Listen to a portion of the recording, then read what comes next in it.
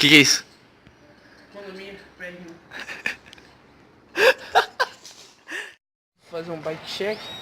Minha bike tem um cubo quando, disco vagabundo, freio hidráulico, pneu Maxxis, aqui ó, só em piting, ó.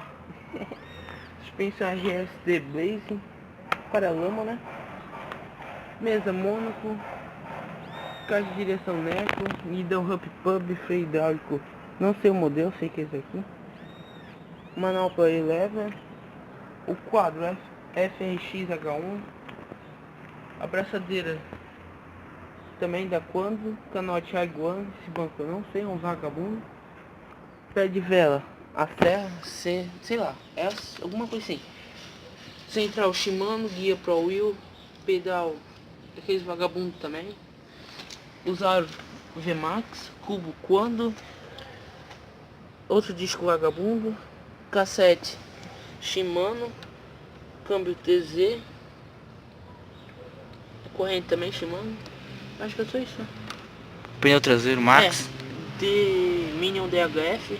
Era pra estar na frente, mas tava uma bolsa aí, um pouquinho melhor na frente. Então é isso.